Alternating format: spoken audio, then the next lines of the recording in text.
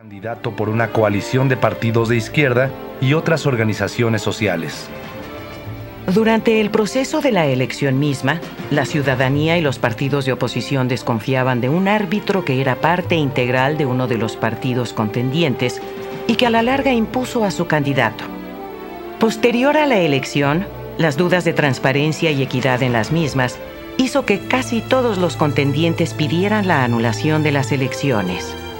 En caso de que no se restablezca de modo inequívoco la legalidad del proceso electoral, los candidatos a la presidencia de la República que suscribimos este documento no aceptaríamos los resultados ni reconoceríamos las autoridades que provinieran de este fraudulento.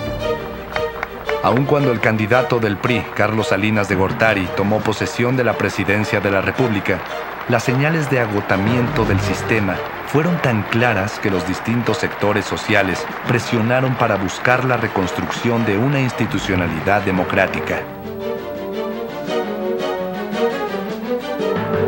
Para romper el modelo del presidencialismo casi dictatorial, fue necesario hacer una reconstrucción de las instituciones que conforman el Estado mexicano. A pesar de las confrontaciones, esta transformación se ha logrado de forma casi pacífica y sin alterar la estructura básica del Estado. En ocasiones se trató de edificar instituciones nuevas, en otras de transformar las ya existentes, pero en todos los casos el sentido fue esencialmente el mismo: constituir instituciones autónomas e independientes del otrora omnímodo Poder Ejecutivo. Para reintegrar el equilibrio entre el Poder Ejecutivo, el Legislativo y el Judicial, se dio vigencia a las leyes y reglamentos plasmados en la Constitución para fortalecer a estos órganos asfixiados por el exceso de control del presidente. A lo largo de los años 90 y en los primeros de la década pasada, se hizo un esfuerzo por descentralizar el poder político, creando órganos de control y garantía sobre los temas fundamentales de convivencia política. La razón de ser de esa decisión consistió en garantizar que ciertas funciones estratégicas no quedaran a merced de intereses políticos particulares que las utilizaran instrumentalmente para beneficiarse. Se trató, para decirlo de otra manera, de dotar de autonomía a esos órganos para vacunarlos frente a intereses de parte. 11 de octubre de 1990, declaro formalmente instalado el Consejo General del Instituto Federal Electoral, seguro de que sus resultados serán para bien de la República.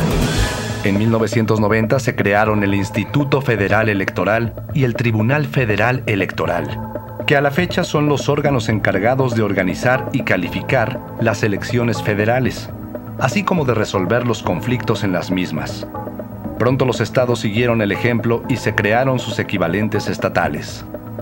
Ese mismo año se creó también la Comisión Nacional de los Derechos Humanos, encargada de vigilar que los organismos y las instituciones del Estado respeten los derechos fundamentales de la ciudadanía. En 1994, el Poder Judicial se vio sometido a una cirugía mayor, que convirtió a la Suprema Corte de Justicia en un auténtico órgano garante de la constitucionalidad y que instituyó al Consejo de la Judicatura Federal como órgano de gobierno y disciplina de la justicia federal. Hoy, en un ejercicio de transparencia, tenemos canales de televisión que permiten a cualquier ciudadano ver, en vivo y en directo, las sesiones del Tribunal Superior de Justicia y las sesiones del Pleno o comisiones de ambas cámaras. Instituciones que conforman dos de los tres pilares del Estado. Ese mismo año de 1994, se dotó de autonomía al Banco de México, con la finalidad de que decisiones eminentemente técnicas del gobierno económico del país no dependieran de los estados de ánimo de la política. En ese mismo sentido debe leerse la creación, también en los años 90, de una serie de organismos desconcentrados que fueron dotados de autonomía, como la Comisión Federal de Competencia o la Comisión Federal de Telecomunicaciones. Al final, la fórmula resultó exitosa, al grado que cuando otros temas se pusieron en la agenda democrática y requirieron un tratamiento especial, como es el caso de la transparencia o de la fiscalización de la cuenta pública, se utilizó la misma ruta ya ensayada. Y se crearon el Instituto Federal de Acceso a la Información, IFAI. Nunca se puede hablar de un estado final de las cosas. Las instituciones que conformamos los mexicanos son entidades dinámicas que se van creando, modificando y o desapareciendo para adecuarse a las condiciones cambiantes del entorno. Por ello, el proceso de democratización y de consolidación institucional no puede darse por felizmente terminado. Tendrá seguramente retrocesos y avances producto de las tensiones naturales de una sociedad compleja, como respuesta a intereses de grupo o económicos que intentarán imponer su propia visión. En tiempos recientes se ha venido consolidando una tendencia regresiva y contraria a la que inspiró originalmente el surgimiento de las instituciones. Tal parece que la autonomía, razón de ser de su origen, hoy molesta y es prescindible. Parece que nuestra clase política tiene la tentación de retornar al caudillismo y a la manera de los caciques militares del siglo XIX, descalifican las leyes y las instituciones cuando los resultados no los favorecen. Y en lugar de velar y proteger a las instituciones que darán solidez a nuestra democracia, buscan minarlas en una descarnada lucha por el poder, cuyo escenario está fuera de las urnas y de las decisiones de las mayorías. ¿Cómo nos gustaría que un historiador contara nuestro presente? ¿Como una sociedad que fue capaz de encontrar los caminos de una democracia institucional? ¿O como una sociedad que desmanteló a los órganos autónomos que había creado por las burdas disputas entre las facciones políticas? Actualmente tenemos un espléndido entramado de instituciones que, creándose los correctos pesos y contrapesos, nos puede garantizar por primera vez en la historia un largo periodo de vida democrática, en el que las disputas electorales y las diferencias de visión se resuelvan por la vía institucional. Sin embargo, hay tres fenómenos que está viviendo hoy el país que ponen en riesgo el andamiaje democrático que hemos construido: la feudalización del poder político, el debilitamiento de las instituciones y la disputa entre las facciones por la titularidad de los órganos autónomos. Estos fenómenos pueden, como nos sucedió en el siglo XIX, desmontar nuestra incipiente institucionalidad y abren la puerta al caudillismo y formas evolucionadas de dictadura que significarían un grave retroceso en la evolución política de nuestro país. Para que nuestras instituciones democráticas sobrevivan, tenemos el reto de conservar independientes y autónomos a los institutos que conforman el andamiaje de la democracia mexicana. Para consolidar un sistema basado en las instituciones, es necesario que los hombres y o mujeres que ocupen los puestos de decisión al interior de las mismas se mantengan alejados de la tentación de ser atrapados por la dictadura de la corrupción o de los intereses de un grupo determinado. No basta la existencia de nuevas reglas y nuevos organismos para garantizar un cambio institucional y su puesta en práctica.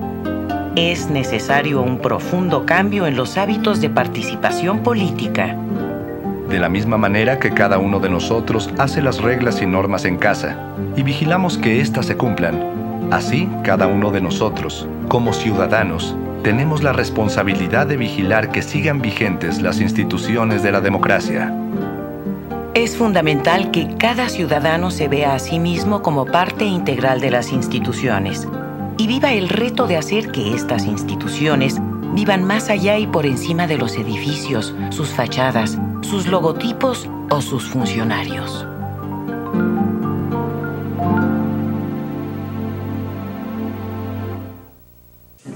Mejorar el sistema educativo de nuestro país es un compromiso que todos debemos de asumir. Es por ello que los invito a ver el reto de la educación superior.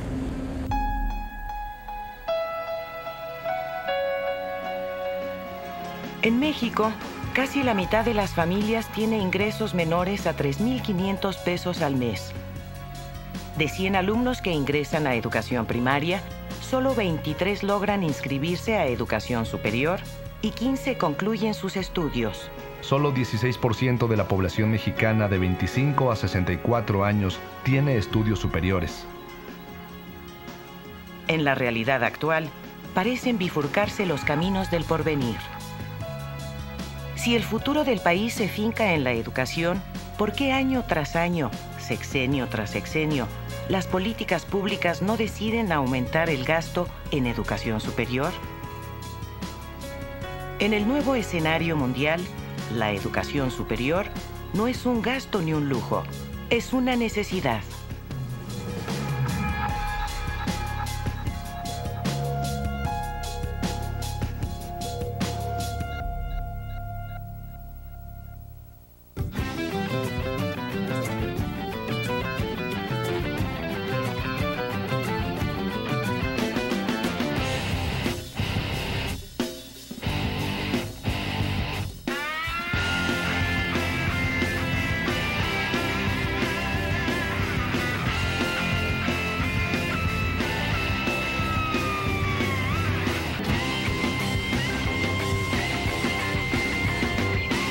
La educación superior ha formado parte decisiva del cerebro del país.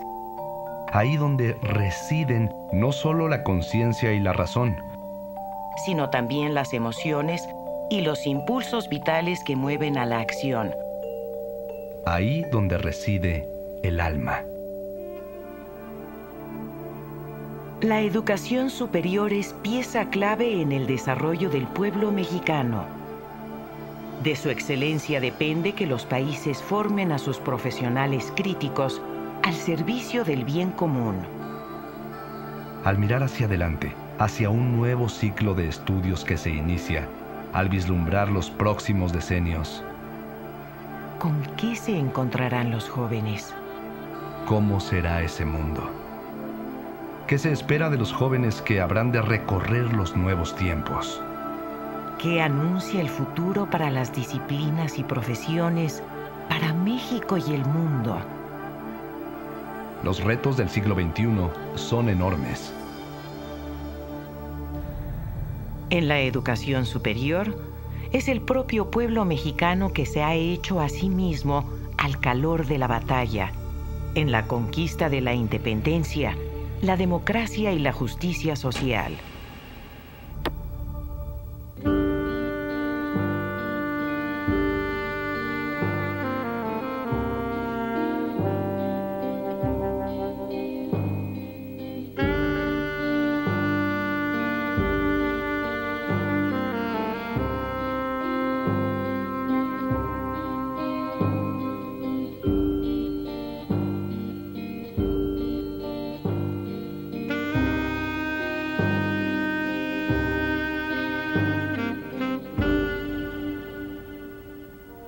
La historia de México ha estado acompañada por la creación de grandes instituciones educativas donde se formaron mujeres y hombres de ciencias, artistas y profesionales de cada época.